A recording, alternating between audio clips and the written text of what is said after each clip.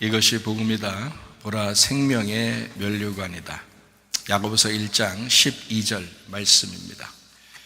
시험을 참는 자는 복이 있나니 이는 시련을 견디어낸 자가 주께서 자기를 사랑하는 자들에게 약속하신 생명의 면류관을 얻을 것이기 때문이라.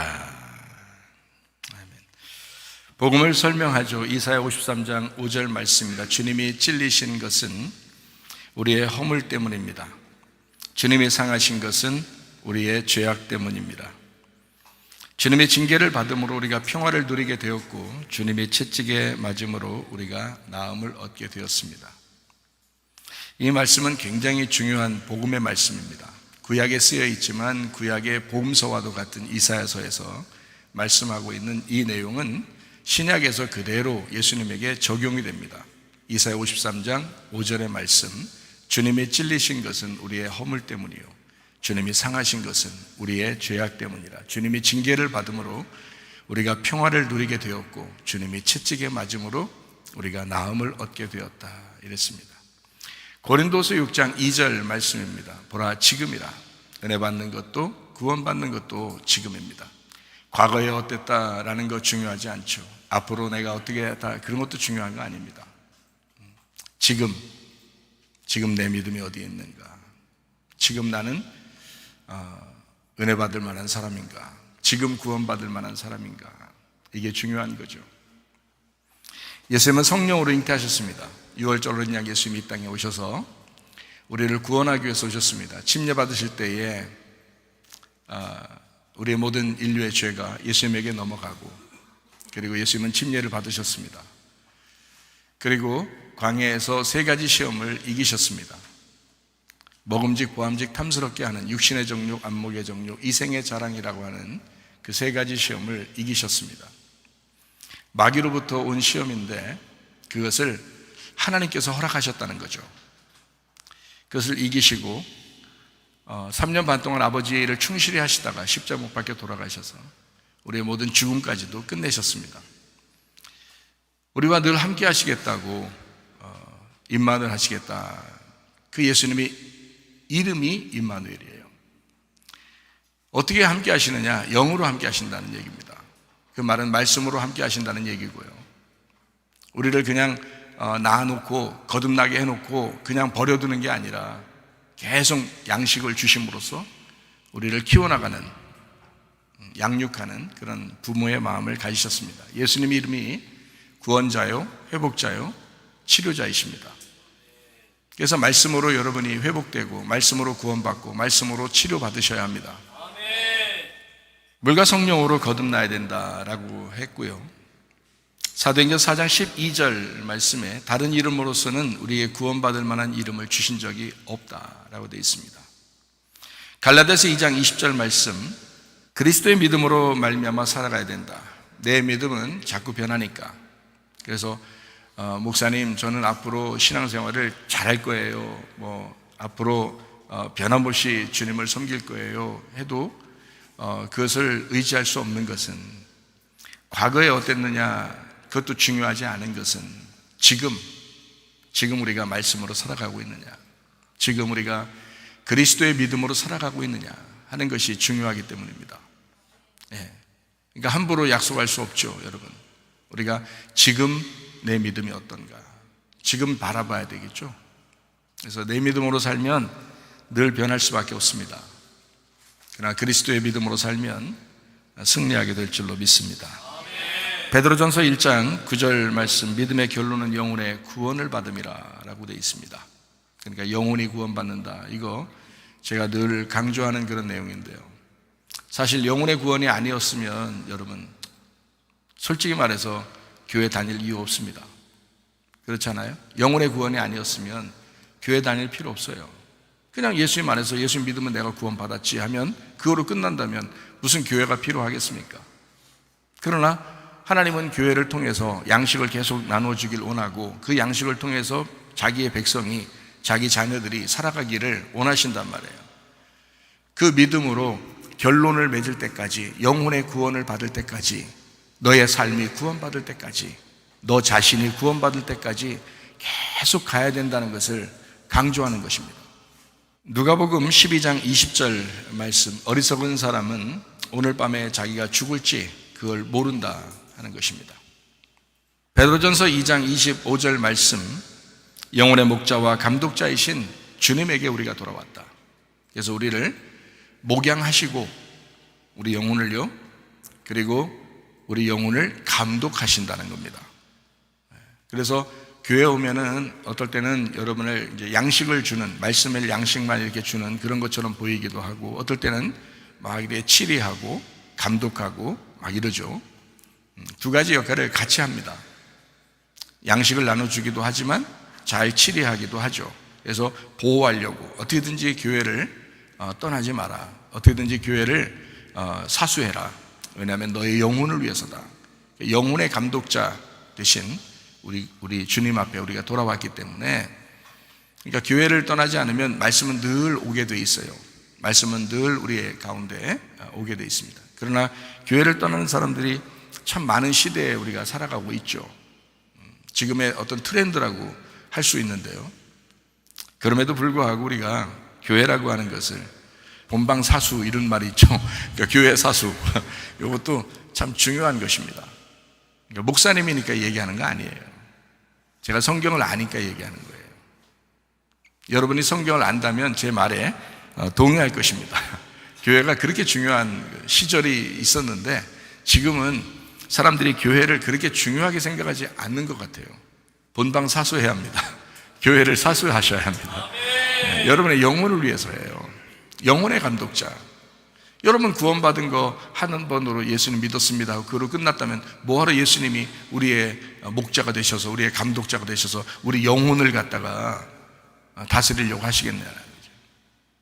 우리가 그 주님 앞에 돌아왔다는 얘기는 교회 안에서 그 영혼을, 여러분의 영혼 한 사람 한 사람을 목양하시고 감독하시려고 하시는 그 주님, 그래서 우리가 그 주님에게 돌아왔다라고 하는 거거든요. 그러니까 믿음의 결론까지 갈 때까지 계속해서 그 영혼이 주님 앞에 다스림을 받아야 되고 그 주님의 통치를 받는 것, 이게 교회 생활이거든요.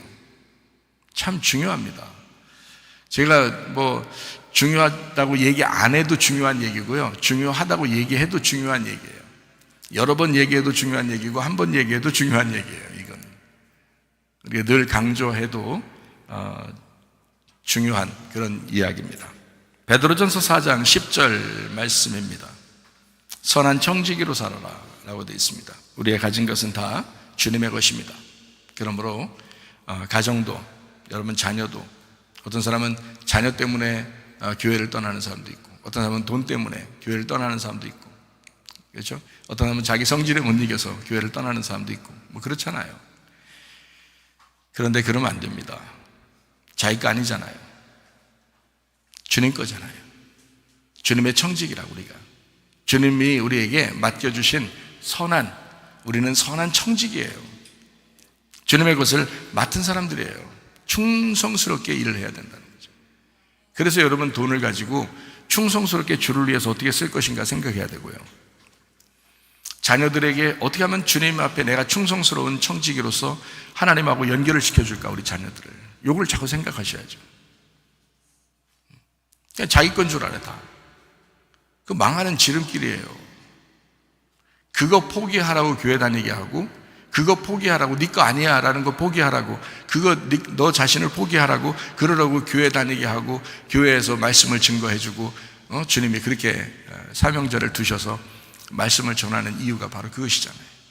네 거 아니잖아. 이거를 결국에는 죽을 때 되면 내 거 아니었구나 라는 걸 그때 깨닫잖아요. 결국 깨달을 거를 영혼의 감독자와 목자 되신 주님 앞에 왔으면 우리가 그걸 먼저 깨닫고 그 말씀 안에서 기뻐하고 행복하고 교회 생활도 기쁘고 행복하고 이래야 되잖아요. 그러려고 교회 다니는 거 아닙니까?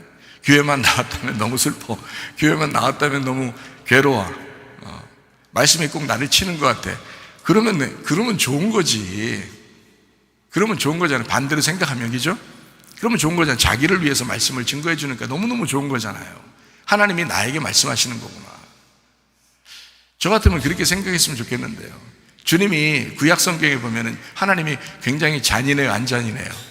잔인하죠.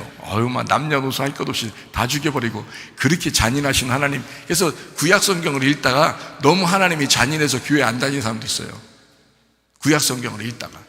그런 사람들한테는 제가 권유합니다. 신약 성경만 읽으세요. 구약 성경 읽으면 무서우니까 신약 성경만 읽으세요. 근데 구약 성경에 그런 하나님도 거룩하신 하나님이라고요. 그러니까 하나님은 두 가지 속성을 가지고 있다고 했잖아요. 하나는 거룩한 하나님이다. 하나는 사랑의 하나님이다. 그러니까 이 두 가지 속성을 같이 얘기해 줘야 된다고요. 그러니까 어떤 사람이 가슴이 찢어질 듯한 자기에게 말씀하는 것과 같다라는 하나님이 거룩한 하나님이 나하고 부딪히시는구나 이렇게 여기면 된다고 했잖아요.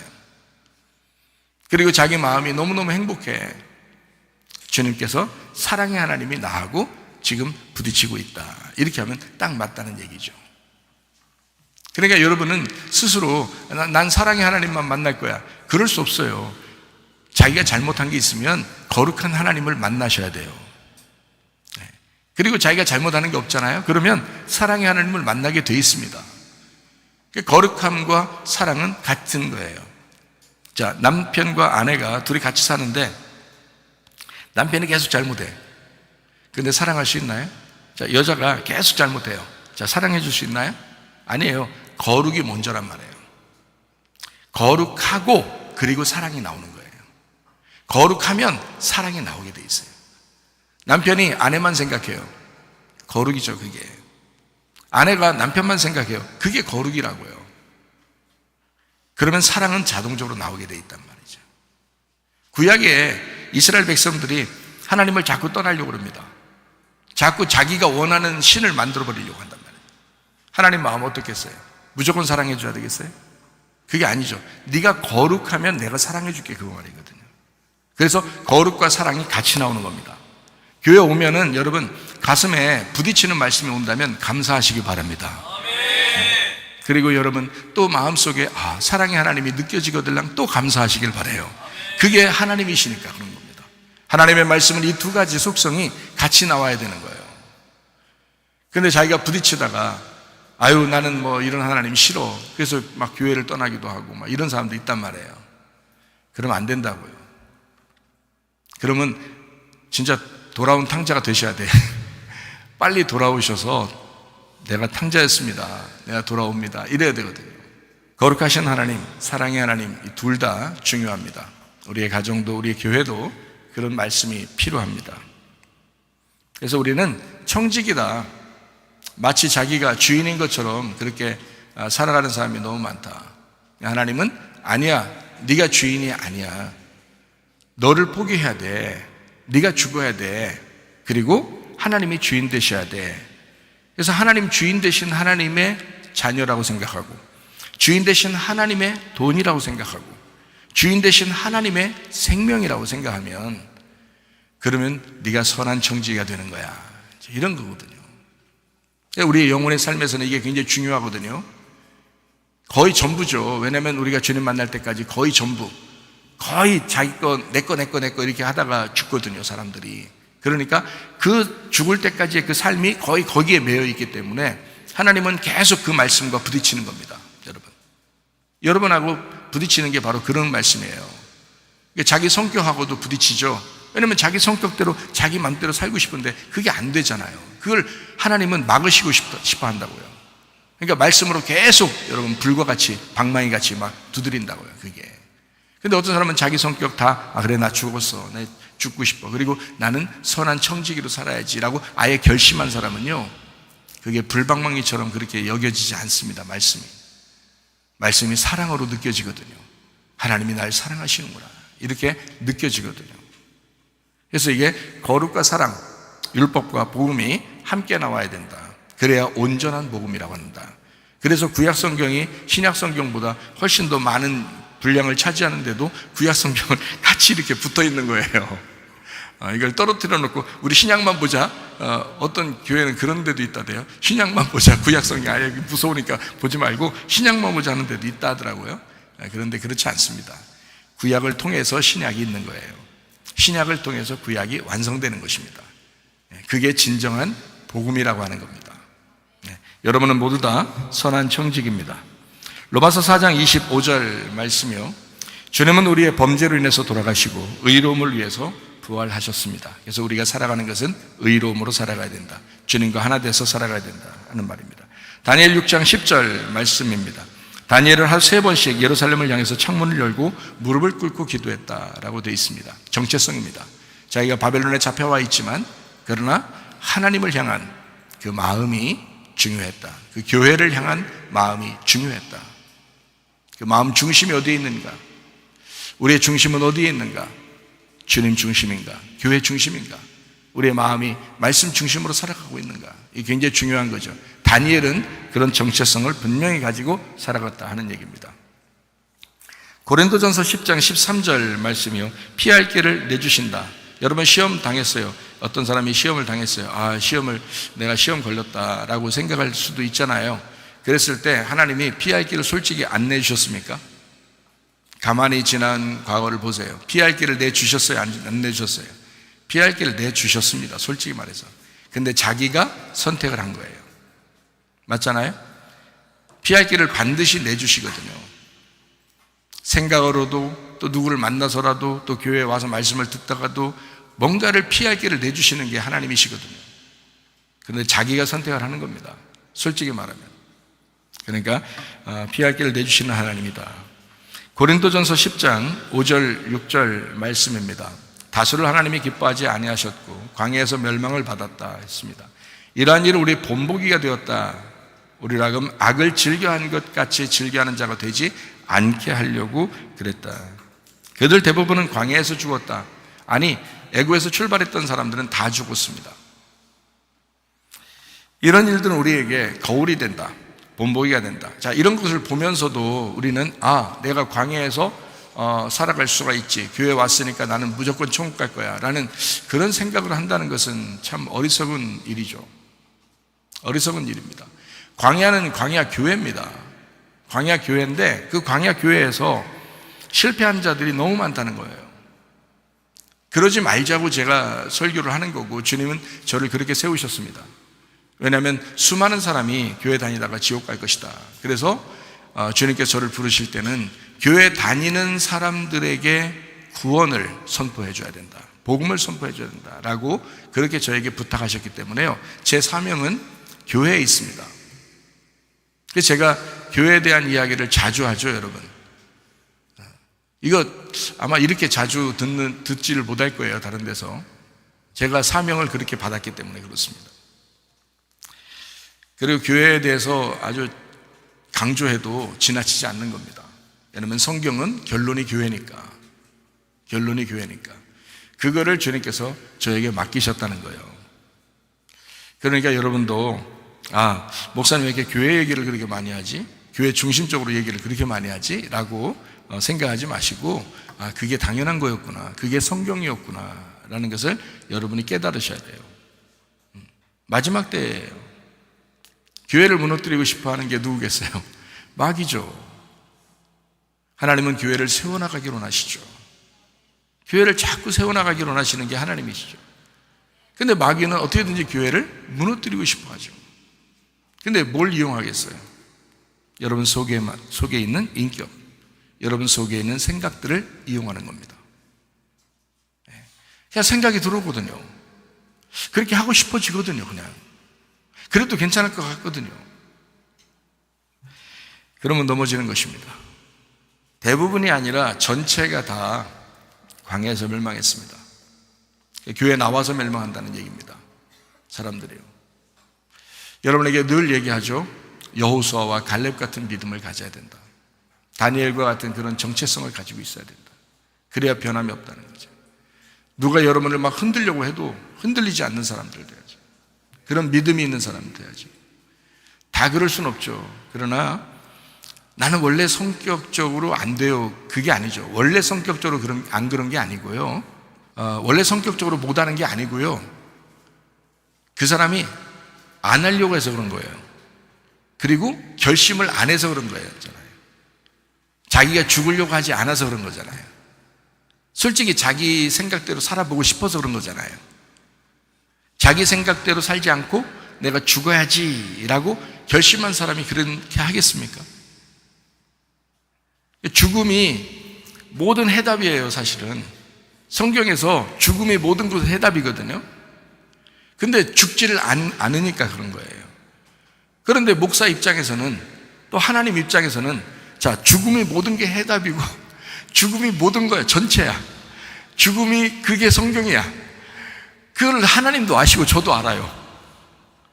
근데 제가 그렇게 얘기하면 안 죽고 싶은 사람들은 부담스러운 게 당연하겠죠. 부담스러운 게 당연해요. 알겠어요, 무슨 말인가. 그렇다고 해서 제가 죽지 마세요 하지는 또 못해요. 왜냐하면 설교자니까, 제 사명자니까. 죽으세요 라고 말할 수밖에 없어요, 저희 입장에서는. 광야에서 멸망받지 마세요. 좀 생각을 고쳐먹으세요. 여호수아와 갈렙처럼 사세요. 다니엘과 같은 정체성을 가지고 사세요 라고 말할 수밖에 없어요, 제 입장에서는. 그러니까 목사 설교를 조율하려고 하지 마시고, 목사를 이렇게 해라 저렇게 해라 이렇게 조절하려고 하지 마시고, 목사가 설교하면 어떤 사람은 은혜 받더라, 나도 죽음으로 은혜 받아야 되겠다, 그런 결심을 가지면요, 우리 교회에서는 죽고자 하는 자는 무조건 은혜 받습니다. 죽고자 하는 자는 무조건 삽니다. 이게 우리 교회예요. 근데 그런 교회가 진짜 아닙니까? 그 살려주려고 하는 게 아니라, 살려주려고 하면 죽잖아요. 주님께 심판받는다고요. 주님께 죽는다고요. 살려주려고 하지 않고 계속 죽이려고 아니, 여러분 괴롭히려고 그러는 게 아니라니까요. 주님께 돌아오라고 얘기하는 거예요. 진짜 교회로 돌아오라고 얘기하는 겁니다. 제 마음에는요. 제 양심을 여러분 아시잖아요. 제 양심에 여러분 깊이 손을 집어넣고 와서 제 양심을 딱 만진다면 어떤 양심이겠어요? 목사로서 여러분에게 거룩한 설교를 하고 어떤 때는 사랑의 설교를 하는데요, 반드시 돌아오라고 하는 겁니다. 반드시 돌아오라고. 교회로 반드시 돌아와야 된다. 반드시 주님께 돌아와야 된다라고 얘기하는 거지, 제 양심 눈꼽만큼도 하나님 앞에 양심에 바르게 내가 여러분에게 얘기합니다. 돌아오라고 얘기하는 것입니다. 여러분 혼내려고 얘기하는 게 아니에요. 책망해서 심판하려고 얘기하는 게 아닙니다. 주님 앞에 거룩하고 주님의 사랑을 받으면서 교회 생활에 전적으로 성공하는 여러분 되시기를 바랍니다. 야고보서 1장 12절 말씀입니다. 시험을 참는 자는 복이 있나니 이는 시련을 견디어낸 자가 주께서 자기를 사랑하는 자들에게 약속하신 생명의 면류관을 얻을 것이기 때문이라 그랬습니다. 어느 교회는 교회 강조하지 않는 시대에 돌입했습니다. 개인 구원을 강조하고요, 혼자 신앙생활해도 괜찮다 하는, 혼자 신앙생활 잘하면 칭찬하는 그런 시대에 우리는 살고 있습니다. 그게 하나님의 뜻일까요? 그럴 것 같았으면 순교를 당하는 주님의 제자들도 각자 혼자 살았을 것입니다. 그게 주님의 뜻일 것 같았으면. 그런데 그게 주님의 뜻이 아니거든요. 성경은 하나님의 가족이 되라는 것이거든요. 자, 너희들 가족이 있잖아. 그 가족 얘기를 하는 것은 성경의 가족, 그러니까 하나님의 가족을 설명하려고 한 것이잖아요. 중심이 하나님의 가족에 대한 이야기를 하려고 성경을 쓴 거예요. 하나님의 가족을 뭐라고 성경은 이야기하고 싶어 했냐면 교회라고 이야기하고 싶었던 겁니다. 그 교회라고 이야기하려고 요한계시록의 마지막에는 그 교회가 마지막이야 라는 것을 설명하려고 여러분 가정을, 여러분 가족을, 부부를, 부모 자녀를 설명한 거예요. 어떤 게 더 핵심이냐고요. 여러분 가족은 어느 날 다 놓고 가야 돼요. 다 뿔뿔이 다 흩어집니다. 어떻게 죽을 때 어차피 다 뿔뿔이 흩어지게 돼 있어요. 그러나 하나님의 가족은 흩어지지 아니하고 죽어도 모이게 돼 있습니다. 그 하나님의 가족을 이 땅에서 강조하는 곳이 바로 교회고요. 그리고 죽으면 하늘나라 가족이 됩니다. 그게 하늘나라 교회가 되는 거예요. 옛날에는 확대 가족 시대였습니다. 옛날에는요. 근데 어느 날부터인가 핵가족 시대다 이런 얘기를 많이 들어왔죠. 그래서 지금 젊은 세대들은, 지금 나이 먹은 사람들은 뭐 아무래도 가족들이 여러 사람이 모여서 이렇게 사는 게 좀 좋았던, 저만 해도 그렇죠. 가족이 여러 사람들이 이렇게 모여서 살았던 그런 시절을 그리워하거든요. 근데 요즘 젊은 세대들은 그렇지 않아요. 젊은 세대들은요, 아예 핵가족으로 시작을 했어요. 핵가족으로 시작을 했어요. 핵가족 시대라고, 옛날에는 우리가 핵가족 시대가 될 거야 라고 들었지만 지금은 핵가족 시대예요. 핵가족 시대. 그런데 지금 젊은 세대들, 지금 새로 태어나서 지금 이제 뭐 초등학생, 뭐 이렇게 어린 아이들, 이런 아이들은요, 이제 어느 시대를 지금 우리가 좀 살아가고 있냐면, 시대가 완전히 변해서 핵 개인 시대가 됐습니다. 핵 개인 시대. 이제 앞으로 이 핵 개인의 시대는 계속 갈 것입니다. 자, 그럴 때 이것을 핵 개인의 시대를 만들어냈을 때 누군가가 이제 이걸 누군가가 만들어낸 게 아니라 시대가 만들어낸 거예요. 지금 젊은 아이들이 잘못된 게 아니에요. 젊은 아이들도 핵 개인이 되고 싶어서 그런 게 아니라 그런 시대에 맞추어서 살다 보니까 핵 개인화 시대가 됐단 말이에요. 그래서 핵 개인처럼 살아요. 개인 중심이 된 거예요. 자기 중심이 돼버린 겁니다. 그러니까 자기가 중심이에요. 온 우주의 중심은 자기가 된 거예요. 그래서 자기 중심으로 이제 뭐 이게 주변의 환경을 만드는 겁니다. 자기 중심으로. 핵 개인화 시대가 된 거죠. 그리고 아니면 이제 다 차단하고 혼자 이제 있는 그런 시대. 핵 개인화 시대가 됐습니다. 이제 공간의 개념도 그렇게 바뀔 것입니다. 옛날에는 여러 세대가 함께 어울려서 이렇게 사는 공동체적인 가정이 됐다면 지금은 그렇지 않아요. 핵 개인화 시대니까 혼자 사는 공간, 또 핵 가족들이 사는 공간, 이런 걸 이제 자꾸 추구하게 되죠. 이거 뭐 거스를 수 없는 시대의 변환입니다. 그럼에도 불구하고 여러분, 우리 교회에 나오셨습니다. 우리가 교회에 나오면 뭘 배우게 되죠? 성경을 배우게 됩니다. 성경을 배우면 성경에서 어떤 가르치는 유형이 있을 거란 말이에요. 성경의 가르침은 뭐를 강조하고 있냐면 교회의 역할을 강조합니다. 그리고 성경은 뭐를 강조하고 있냐면 교회의 모임을 강조합니다. 자, 이 시대하고 맞겠어요? 안 맞겠어요? 안 맞아요. 완전히 구닥다리가 돼버린 거예요. 이 시대하고 완전히 안 맞는 시대. 자, 이럴 때 이 성경은 우리에게 성경적 세계관을 소개합니다. 성경적 세계관. 어떤 성경적 세계관을 소개하냐면 교회 중심이 돼야 된다. 교회 오면 예배 중심이 돼야 된다라는 얘기를 해요. 자, 이 시대하고 전혀 안 맞습니다. 지금 흘러가는 시대에는 굉장히 빠르게 핵 개인화 시대를 가고 있는데 교회는 반대로 공동체 시대를 열어야 된다는 거예요. 함께 모여야 된다는 거예요. 그걸 교회라고 그런다는 거예요. 그리고 함께 모여서 예배를 드려야 된다는 거예요. 정말 안 맞는 그런,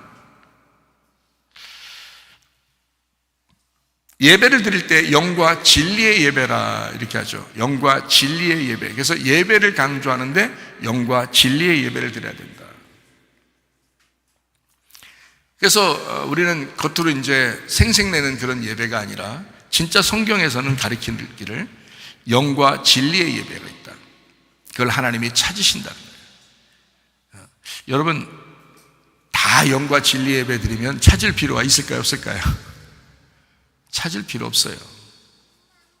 근데 다 그렇지 않으니까, 자, 모래 가운데 다이아몬드가 있다면 그 다이아몬드를 찾아야 되겠죠? 예. 보물찾기가 다 보물이면은 찾을 필요가 있습니까? 아니죠. 보물찾기라고 하는 건 다 평범한데 보물이 숨겨져 있는 데가 있다는 거예요. 그래서 그걸 찾아오라는 거예요. 보물찾기 하자는 거예요. 다 보물이 있으면 그건 찾을 필요가 없죠. 그 중에 보물을 찾는 거잖아요. 이렇게, 그죠? 픽한다는 거예요. 픽한다는 거죠. 모래 가운데 다이아몬드를 픽하는 겁니다. 찾는 거예요. 하나님이 찾으시는 예배가 있다는 거예요. 어떤 예배? 영과 진리의 예배라는 거예요. 영과 진리의 예배를 여러분 잘 아십니까? 영은 하나님이에요. 요한복음 4장에 보면 하나님은 영이시라 그랬어요. 하나님은 영이시니 요한복음 1장에 보면 말씀이 태초에 있었는데 그게 하나님이시라는 거예요. 그러면 영이라고 하는 하나님은 말씀이라는 거죠. 그러니까 영과 하나님과 말씀은 같은 거예요. 그러니까 영이라는 거예요. 그 영으로 예배드려야 된다는 거야. 뭘로 예배드리라는 거예요? 말씀으로 예배드리라는 거예요. 말씀. 그러면 진리로 또 예배드리라는 거잖아요. 진리, 알레테이아, 란다노라 그랬어요. 란다노는 감춰졌다는 말이고요. 는 그렇지 않다라는 말이거든요. 그러니까 감추어진 것이 아니다라는 말이에요. 여러분 속에 여러분 영혼이 있죠. 뭘로 감춰져 있어요? 뭘로 감춰져 있어요? 몸으로 감춰져 있어요. 자, 이 몸이 죽으면 어떻게 될까요? 이 몸이 찢어지면 어떻게 될까요? 자, 찢어져서 죽었어요. 그러면 어떻게 되죠? 속에 있는 영혼이 나오게 됩니다. 속에 있는 영혼이 나오게 돼 있어요. 그럼 영혼이 드러나는 거죠? 영혼이 드러나려면 어떻게 돼요? 내 몸이 찢어서 죽어야 돼요. 예수 그리스도의 구원이, 예수 그리스도의 영혼이, 예수 그리스도의 영이 그 속에 예수님과 같이 있거든요. 그러면 이게 그냥 예수님과 함께 있을 때는 사람들에게 구원이 이루어질 수가 없어요. 사람들에게 생명이 갈 수가 없어요. 사람들의 영혼이 구원받을 수가 없어요. 예수님 속에 가두어져 있으면. 그래서 예수님 속에 있는 영혼이, 예수님 속에 있는 생명이, 예수님의 속에 있는 그 하나님의 숨이, 이것이 예수님이 죽으셔서 찢어질 때 나오는 거예요. 그래서 예수님이 죽을 수밖에 없었던 겁니다. 그러니까 자, 영과 진리로 예배드린다는 것은 예수님이 자기가 길이요 진리요 생명이라고 그러잖아요. 예수님은 길로 오셨습니다. 길을 만들어 주셨어요. 예수님이 길이에요. 그럼 진리로 오라는 거야. 그 진리로 오면 생명을 얻는다는 거예요. 그 진리가 뭐냐면 예수님의 죽으심이에요. 예수님의 죽으심으로 오면 생명을 얻을 거라는 거예요. 그 예수님이 누구 때문에 죽었어요? 너 때문에, 너의 육체 때문에 죽었다고요. 그러니까 예수님의 찢어지심은, 예수님의 죽으심은 너의 찢어짐을 얘기하는 거란 말이에요. 너의 죽음을 얘기하는 거라는 거지. 이해가 돼요? 그러니까 영과 진리의 예배, 하나님이 찾으시는 예배는 어떤 예배냐? 영이신 말씀이신 하나님 안에서 네가 죽는 예배를 드려야 된다는 거야. 예수가 죽었음을 네가 확증하는 예배를 드려야 된다는 거예요. 그게 영과 진리의 예배예요. 그런 사람이 많지 않으니까 하나님이 찾으신다는 거예요. 그게 요한복음 4장에 사마리아 여자하고 얘기할 때 나오는 영과 진리의 예배예요. 하나님이 찾으시는 예배다. 말씀이 드러나야 돼요, 여러분한테. 말씀이 드러나면서 여러분을 치고 여러분을 깨뜨린다고요. 그게 예배라고요. 그 심령이 상한 사람들은 천국이 저희 것이 되는 거다. 그걸 상처받았다고 얘기해서 자기가 하나님을 밀어버리면 그건 자기가 주인 되어버리는 거란 말이에요. 안 된다고. 그러려고 말씀을 하는 거겠냐고. 여러분, 제가 장담하죠. 제가 살아있는 한, 제가 죽을 때까지 아마 죽음에 대한 이야기는 끊이지 않을 것입니다. 그게 십자가고 그게 복음이기 때문에 그렇습니다. 그거 빼놓고는 성경이, 그 십자가의 복음 빼놓고는 성경이 성경의 역할을 할 수가 없어요. 그 진리가 아니고서는, 그 죽음이 아니고서는 설교 자체가 아닌 거예요. 이해하셔야 됩니다. 여러분 이해하셔야 돼요. 아니, 목사를 이해해달라는 게 아닙니다. 목사도 이해해 주셔야 되죠. 하나님 말씀을 이해하셔야 된다. 그래서 영과 진리의 예배는 영이신 말씀을 네가 이해하는 것이다. 네가 깨달아 아는 것이다. 그러면서 네 머리가 깨지는 거야. 그래서 네 머리가, 네 생각이 가지고 있었던 그거 깨지는 그 이해력이 올 때, 그 가슴으로 이해되는 그 마음이 올 때, 그게 영과 진리의 예배야. 그런 사람을 하나님이 찾으실 거야. 많지 않을 거야. 그러니까 찾을 거야. 저는 은혜 받고 회개하고서요, 이걸 깨달았어요. 그거를. 주님, 진짜 그런 주님이시구나. 제가 그래서 계속 여러분, 하나님은 사랑이라고 얘기하지만 하나님은 우리가 죽기를 원하신다 라고 얘기를 자꾸 하죠. 하나님은 사랑의 하나님이시다. 그래서 제가 이런 노래도 같이 하죠. 하나님은 사랑이에요. 얼마나 눈물겨운 그런 사랑의 노래예요. 그러면서도 우리가 하나님 앞에 늘 여러분 하나님 제 양심에 거리낌 없도록 여러분 그 하나님의 사랑이 여러분 속에서 전달되면 여러분은 거룩한 하나님을 따르게 될 것이다. 그렇게 제가 설교하는 이유입니다. 성경은 하나님의 가족을 강조해요. 이 성경은요. 그래서 혼자 신앙생활하면 영혼의 구원 필요 없어요. 혼자 신앙생활하면요. 그죠? 성질 고약한 거 고칠 필요도 없어요. 혼자 신앙생활 하니까. 그런데 교회 공동체에서 생활하려면요 성질 고쳐야 돼요. 그게 자기가 못 고치니까 주님께 고쳐달라 하는 거예요. 그래서 내 믿음으로 하지 않고 예수님 믿음으로 해야 되니까 주님께 회개하라는 거예요. 성경은 하나님의 가족, 교회를 강조합니다. 그래서 요한계시록에는 새 예루살렘이 나오잖아요. 그게 교회예요. 새 예루살렘을 만들려고 옛날 예루살렘을 부셔버리는 겁니다. 건물된 예루살렘을 깨뜨려버리고 새 예루살렘이라는 영혼의 그 교회를 만들어버리는 거예요. 그게 부활의 예수님의 교회예요. 십자가 예수는 우리를 죽이는 거고요, 부활의 예수는 우리를 건축하는 것입니다. 그래서 진짜 교회를 만들어 나가는 거거든요. 새 예루살렘, 새 예루살렘으로 완성하는 거, 이게 성경의 가르침입니다. 흩어짐이 아니라 모임입니다. 그러니까 이 시대하고 맞겠냐고요. 그럼 이 시대에 그렇게 핵 가족화, 핵 개인화를 만든 게 하나님이실까요? 아니에요. 사실은 공동체, 나라도 공동체, 옛날엔 나라도 공동체, 가족도 공동체의 가족이죠. 교회도 공동체였어요.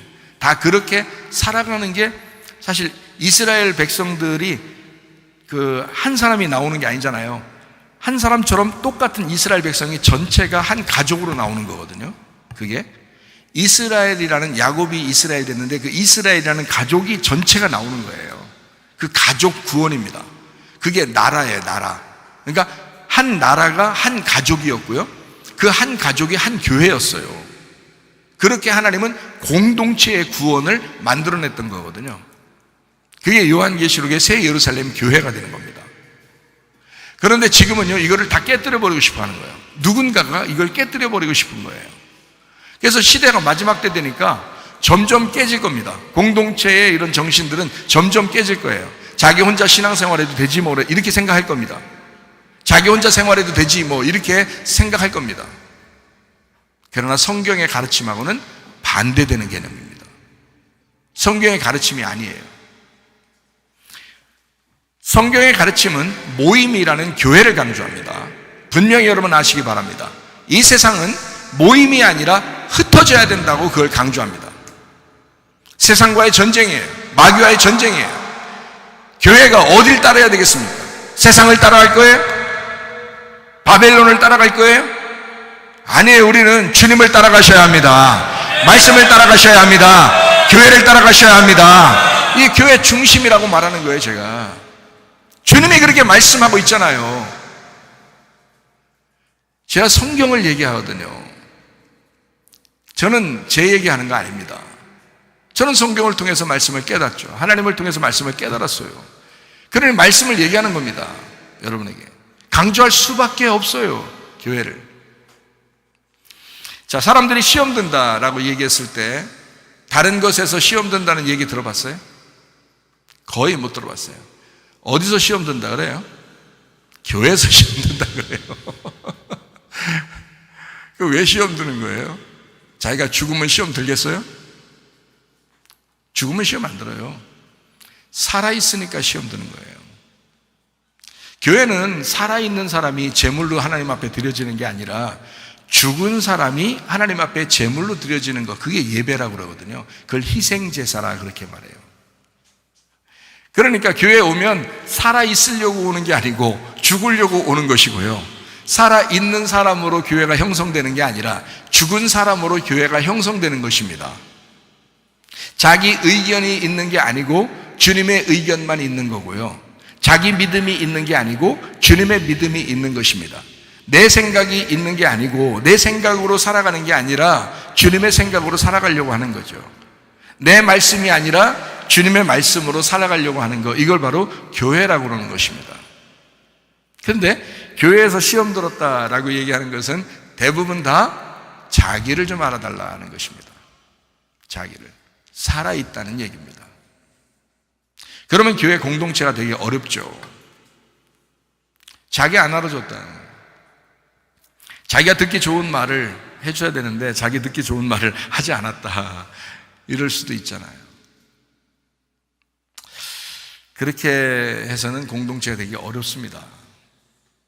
그러니까 여러분, 여러분 자신들이 힘들더라도 구레네 사람 시몬은 억지로라도 십자가 지었잖아요. 그러면서 그리스도 예수 안에서 하나가 됐잖아요. 그리고 그 가정이 구원받았잖아요. 그러니까 하기 힘들 때는 억지로라도 하는 겁니다. 그렇게 자기 십자가를 지고 따라오는 거예요. 자기를 부인하고 주님을 따라오는 거예요. 그게 십자가 지는 거예요. 그런 마음. 그래서 여러분에게 혹시 부딪히는 말씀이 혹시 있다 그러면 목사님을 찾아와서 왜 부딪히는 말씀합니까? 라고 얘기해 주시면 됩니다. 그러면 내가 찾아오기를 바랬다라고 얘기할 거예요. 그리고 이렇게 부딪히는 얘기한 것은 이러이러한 이유 때문에 한 것이다 라고 얘기를 해주겠죠. 그러면 목사님하고 관계는 전혀 문제가 생기지 않습니다. 근데 이제 목사님은 안 찾아와요. 목사님 안 찾아오고 혼자 생각을 한단 말이에요. 혼자 생각하고 목사님이 날 미워하나? 목사님이 나를 이제 까나? 이렇게 생각을 한단 말이에요. 전혀 아니거든요. 눈꽃만큼도 그런 거 없거든요. 여러분이 저를 몰라서 그런 거죠. 주님을 몰라서 그런 거죠. 다 돌아오라고 얘기하는 거죠. 주님도 네가 나에게 돌아와야지. 네가 나에게 돌아와야지. 그 말은 뭘로 돌아오라는 얘기인 줄 알아요? 교회로 돌아와야지 하는 말이에요. 모든 사람이 교회로 돌아와야지. 이게 하나님의 가족이잖아. 여기에서 네가 부딪혀 깨지고 여기에서 새 예루살렘이 돼야지. 이게 진짜 교회인데 이거를 참 성령의 교회들에게 하시는 말씀을 귀 있는 자들만 들을지어다. 이게 요한계시록의 2장과 3장에 그렇게 말씀하잖아요. 참 안타깝습니다. 참 안타까워요. 야고보서 1장 12절 말씀입니다. 시험을 참는 자는 복이 있다. 시련을 건디어낸 자가 주께서 자기를 사랑하는 자들에게 약속하신 생명의 멸류관을 얻을 것이기 때문이다. 그랬습니다. 거기 시험을 참는 자는 복이 있대요. 그럼 뭐 받는다고요? 생명의 멸류관을 얻을 것이다. 이랬습니다. 생명의 멸류관 여러분 아시죠? 생명 주께 있네. 생명은 주께 있습니다. 생명이 주님이십니다. 예수님이 생명이셔요. 예수님은 길이요, 예수님은 진리요, 예수님은 생명이십니다.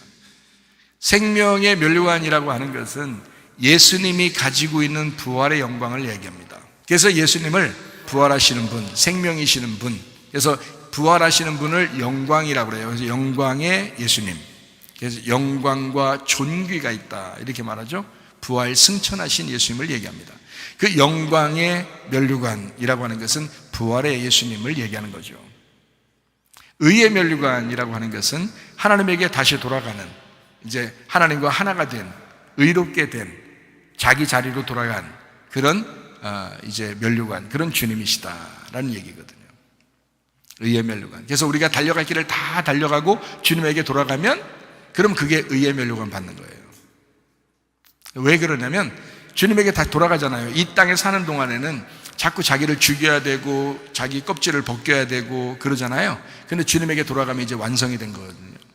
그래서 빛나고 깨끗한 새 옷을 입고 의롭게 된 거거든요. 그럼 의의 멸류관을 받은 것입니다. 주님과 함께 있는 거란 말이에요. 그래서 영광의 멸류관, 의의 멸류관, 그리고 생명의 멸류관, 다 예수님을 얘기하는 거예요. 그런 생명의 멸류관을 받는다. 그 말은 사망의 반대잖아요. 생명의 멸류관이. 그러니까 너 죽지 않을 거야. 너 죽었잖아? 그러니까 넌 살 거야. 너 생명을 줄 거야. 너 죽지 않을 거야, 더 이상. 그래서 둘째 사망이 너에게 오지 않을 거야. 너 죽었잖아.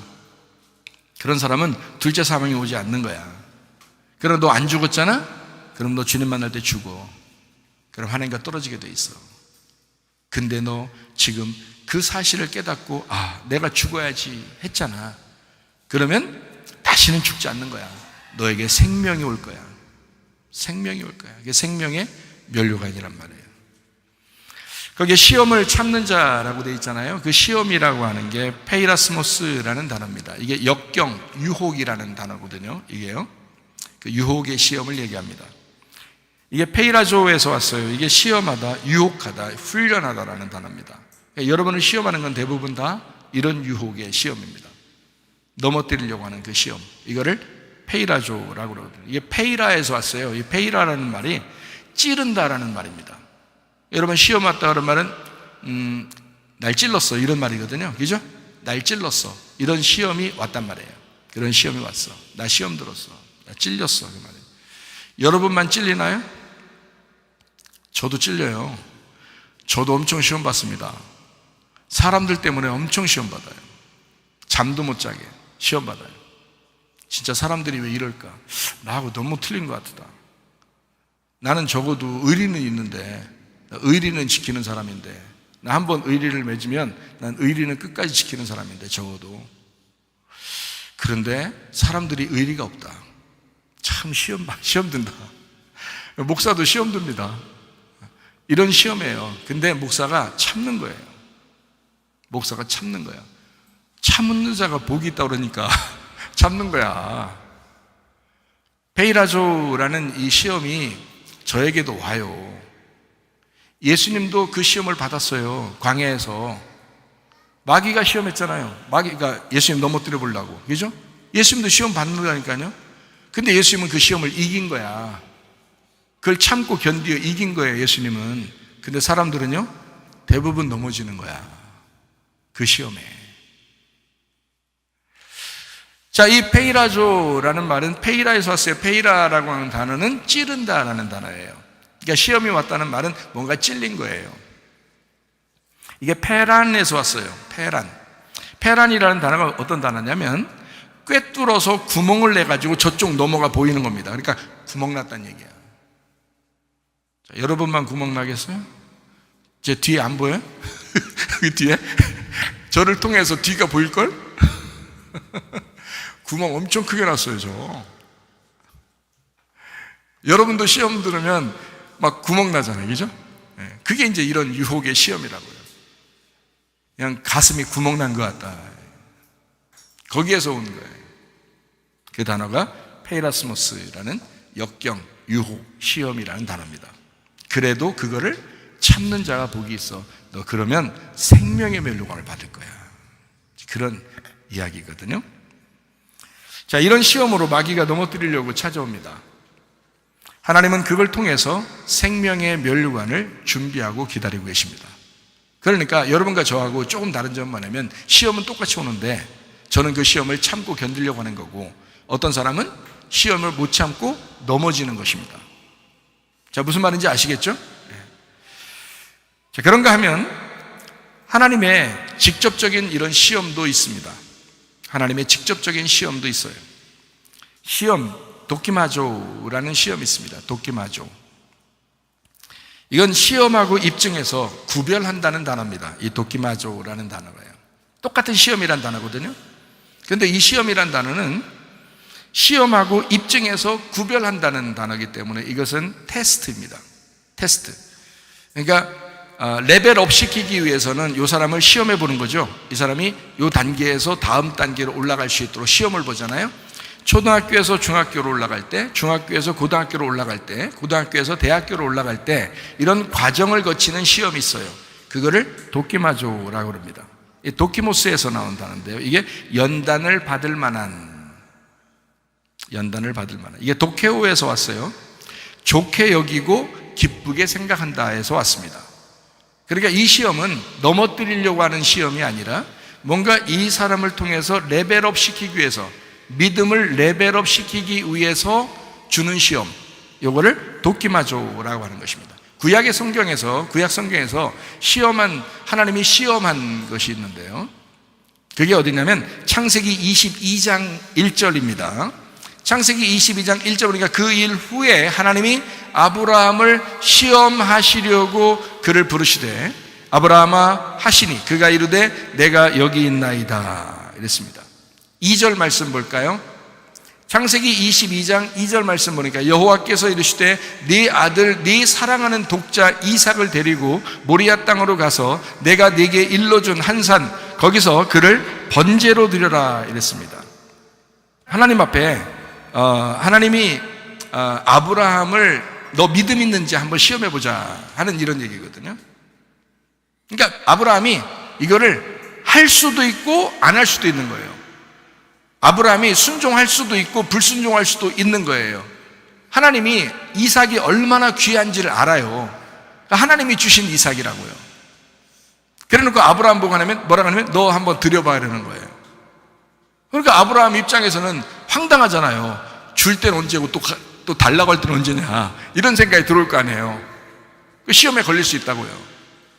근데 이 아브라함이 생각을 해보는 거예요. 3일길을 가면서 생각을 해보는 거예요. 하나님이 왜 그랬지? 하나님이 왜 이랬지? 근데 하나님이 아브라함의 믿음을 시험해 보는 거거든요. 하나님 절대 이삭 데려가지 않습니다. 이삭을 어떤 면에서 하나님이 아브라함에게 주시려고 했는 거냐면 그냥 살아있는 너의 아들로 주는 게 아니라 이 아들을 하나님 앞에 드림으로써 죽었다가 부활한 예수로 주고 싶었던 거예요. 하나님의 마음은. 그러면 더 기쁘잖아요. 이거를 아브라함을 통해서 아브라함과 이삭을 통해서 하나님은 자기 아들 예수가 내려가야 된다는 것을 보여주고 싶었던 거예요. 그 하나님 아버지의 마음을 이삭이 깨달았으면 좋겠다라고 알려주고 싶은 그 믿음에 대한 테스트였다고요. 하나님은 과감하게 이 시험을 한 것입니다. 우리가 보면 참 야속하기도 하겠지만 하나님은 이 시험을 감행한 거예요. 너의 사랑하는 독자 이삭을 드려라. 그게 내 마음이다. 그게 내 마음이다. 그걸 아브라함이 3일 길을 가면서 그걸 깨달은 거예요. 모리아산을 보면서 그걸 깨달은 거예요. 그래서 이삭을 과감하게 죽이려고 했던 겁니다. 하나님이 살릴 거야 라고 믿었어요.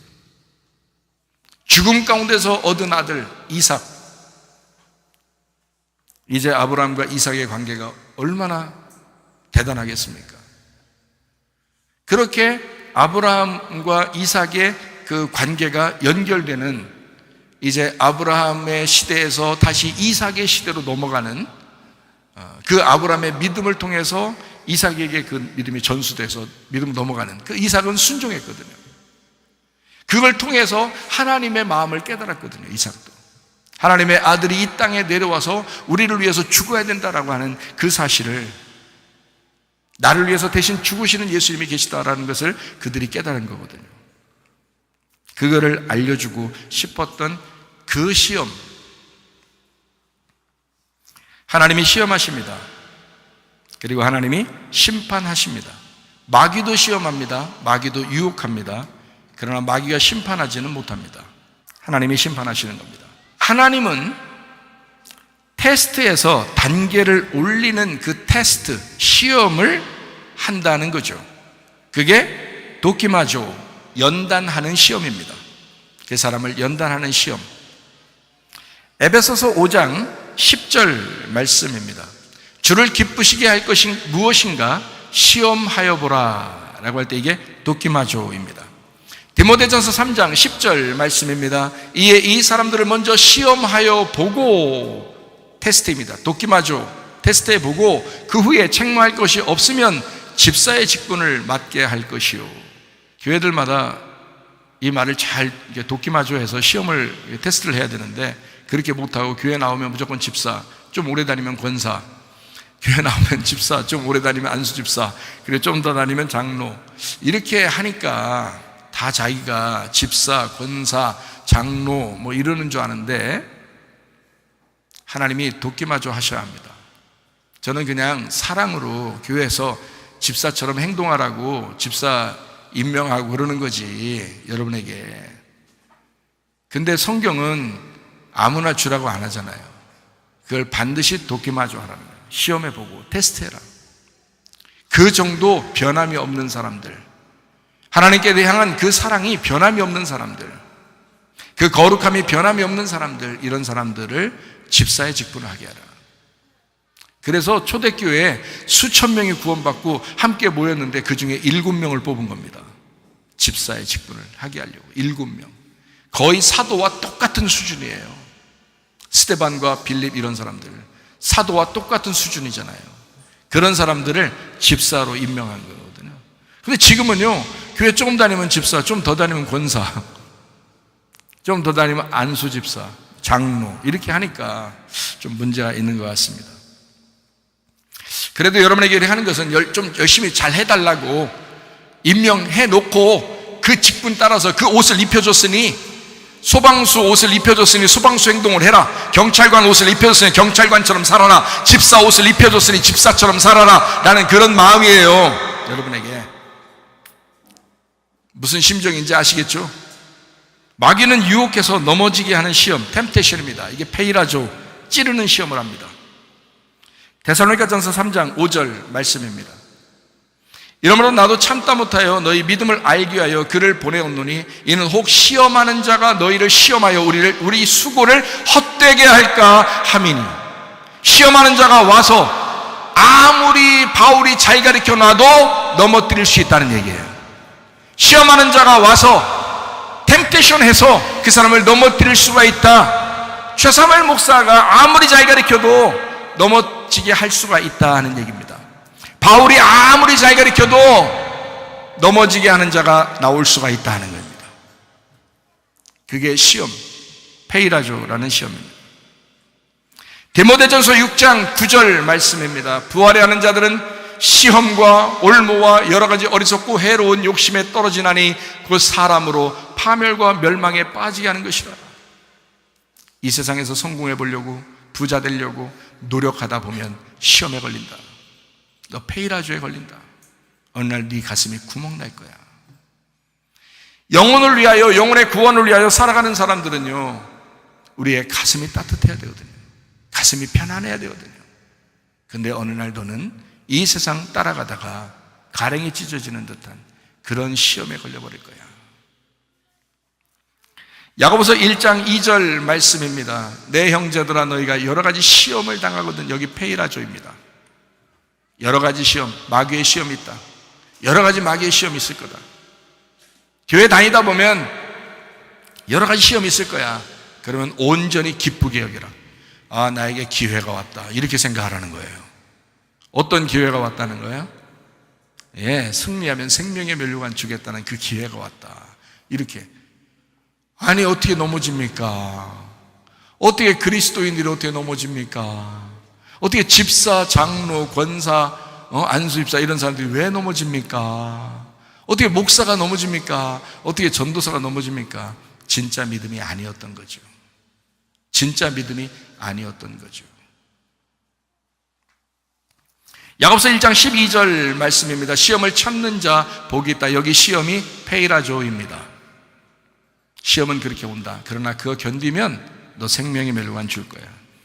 야고보서 1장 13절 말씀입니다. 사람이 시험을 받을 때에, 여기 페이라조입니다.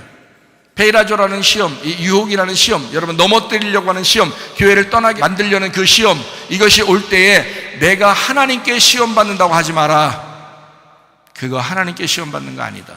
하나님은 악에게 시험을 받지도 아니하시고 친히 아무도 시험하지 않는다. 페이라조 시험하지 않는다. 하나님은 도끼마조 시험을 한다. 반드시 믿음을 레벨업 시키기 위해서 시험을 하는 거다. 하나님은 넘어뜨리려고 하는 시험을 하는 게 아니다. 하나님은 그런 시험 안 한다. 착각들 하지 마라. 야고보서 1장 14절 말씀입니다. 오직 각 사람이 시험을 받는 것은 자기 욕심에 끌려 미혹되는 것이다. 자기 욕심에 끌려 미혹되는 것이다. 자기 좀 알아달라고 하는 것이다. 다 자기 좀 알아달라고 시험 드는 거 아닙니까? 다른 사람에게 좀 잘 보이려고 시험 당하는 거 아닙니까? 교회를 공동체를 벗어난다고 하는 것은, 가정이라는 공동체를 벗어난다고 하는 것은, 여러분은 가정의 공동체를 벗어나진 않을 거예요.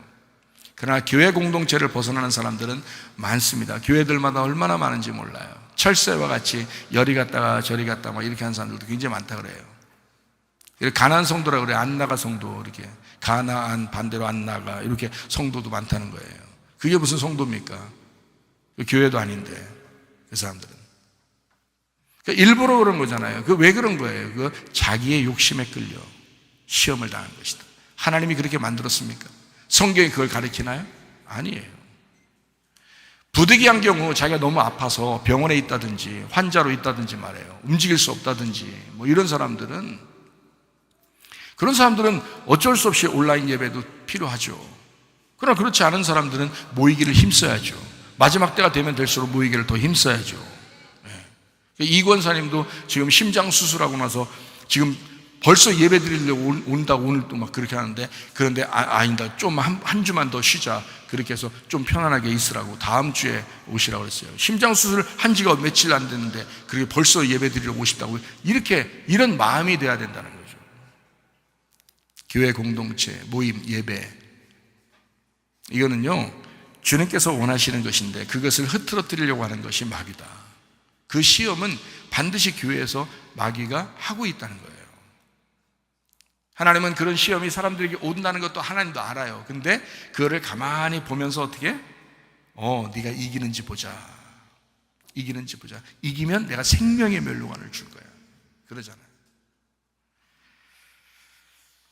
그러니까 여러분, 마귀의 시험에 넘어지지 말고 그리스도 예수 안에서 교회를 사수하고 말씀을 사수하고 주님을 사수하다가 주님 만나시기를 소원합니다.